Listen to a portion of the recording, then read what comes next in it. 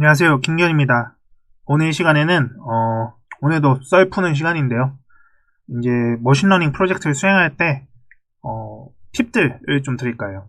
그러니까 어떻게 보면은 저 같은 경우에도 이제 10년째 여기 이 바닥에 있으면서 10년 가까이 있으면서 굉장히 많은 삽질을 했겠죠. 굉장히 많은 아픔을 겪었고 많은 실패도 해봤고 뭐 물론 성공도 많이 했습니다만, 그래서 그러한 실패와 성공에서 왔던 저의 경험을 바탕으로 여러분들께 조금이나마 도움이 됐으면 하는 마음에서 이런 시간을 마련해 보았습니다. 그래서 또 제가 썰을 푸는 거니까 너무 막 심각하게 받아들이실 필요 없이 한번 재미있게 들어주시면 될 것 같아요. 그냥. 자, 그래서 이 클립은 사실 한 페이지밖에 없어요. 네. 그래서 이 세 가지를 저는 되게 많이 강조해요. 그래서 보시면 첫 번째로 철리기도 한 걸음부터라고 되어 있습니다. 보시면 이제 많은 분들이 프로젝트를 수행하실 때 사실 그냥 딱 누가 봐도 그냥 하면 되는 거, 딱 이거 시간만 들어가면 되는 거지, 뭐 이런 거를 풀진 않으시잖아요.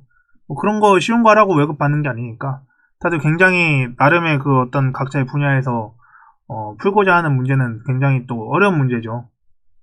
그렇다 보니까 많은 분들께서 어떤 프로젝트를 처음에 시작하시는 데 있어서 많이 고민을 하시겠죠. 그럼 나는 무슨 알고리즘을 어떻게 써서 어떠한 어려움이 있을지 고민을 해보고, 그래서 어떻게 할지 많이 고민하실 텐데, 근데 이제 그러다 보면 자연스럽게 굉장히 최신 기법들, 막 엄청 최신 논문들을 막 찾아본다거나, 아니면 막 최신 기법들은 또 어디서 많이 좀 이야기가 많이 들리니까 들어보고, 그게 그렇게 좋다고? 그러면 그거 나도 한번 써볼까? 뭐 이런 식으로, 그러면은 약간 언스퍼바이즈 방식을 좀 도입해서 뭐 이런 식으로 막 해서 좀 뭔가 멋있는 기술들, 속된 말로 멋있는 굉장히 팬시한 그런 기술들을 써보고 싶으신 분들도 많은 것 같아요, 처음부터.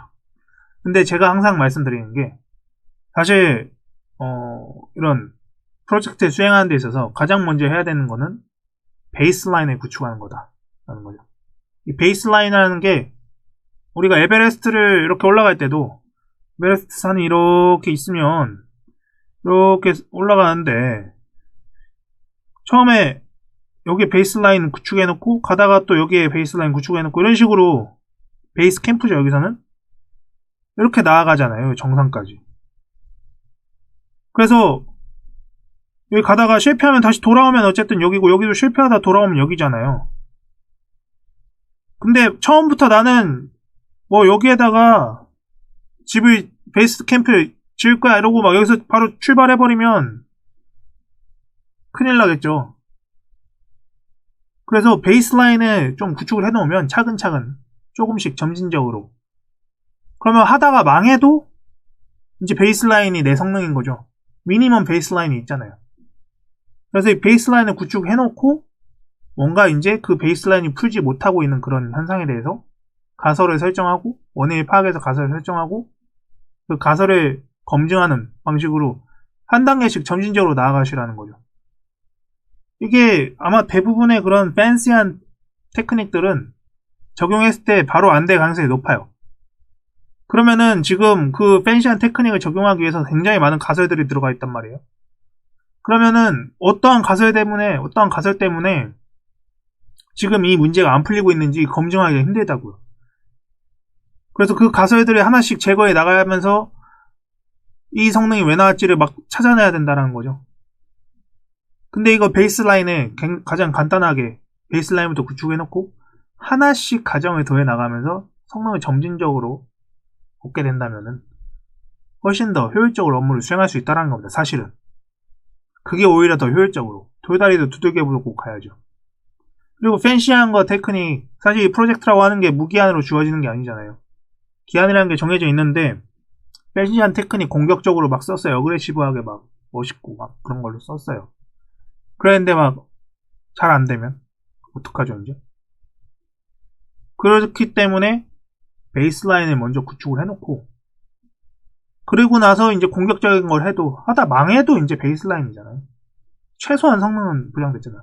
그냥 처음부터 공격적인 거 하면 망하면 이제 아무것도 없어요. 이제 그냥 프로젝트 망, 이렇게 되는 거죠. 그렇기 때문에 항상 베이스라인부터 항상 구축하시고, 그 다음에 그 베이스라인이 풀지 못하고 있는 못하는 부분들, 그거에 대해서 하나씩 해결해 나가시면 될 겁니다. 한 번에 탁 뛰면은, 베이스라인 만들어 놓고도 또 한 번에 팍 건너뛰면은, 그게 또 잘 될 수 있고 잘 안 될 수도 있는데, 잘 됐을 때도 뭐 때문에 잘 됐는지, 지금 막 한 번에 팍 뛸 때 어떠한 가정이 이걸 지금 잘 되게 만들었는지, 이게 잘 안 됐을 때도 왜 잘 안 되지? 그거를 고민하기 때 굉장히 힘들다라는 거예요. 가정이 워낙 많이 들어가 있으니까. 그래서 설레기에도 한 걸음부터 하는 겁니다. 베이스라인부터 구축하세요. 자, 그리고 모르는 사람이 짠 코드를 믿지 말라. 사실 이제 인터넷에 보면 오픈 소스의 시대니까 GitHub에 뭐 온갖 거 다 있습니다. 검색하면 막 다 있어요. 근데 그 대부분의 소스 코드가 뭐 대부분까지는 아니더라도 뭐 정확하지 않은 구현이 되어 있는 경우가 꽤 있어요. 그리고 막 꼼꼼하지 않은 디테일까지 살아있지 않는 코드들도 꽤 있습니다. 그렇기 때문에 그런 인터넷에 코드를 그냥 다운받아서 돌려보고, 그럼 성능이 좀 내가 생각한 만큼 안 나와요. 그러면 이제 알고 보면 그 코드가 좀 틀렸거나 디테일이 부족해가지고 그럴 수 있는데, 그럼 이제 나의 고민이 시작되는 거죠.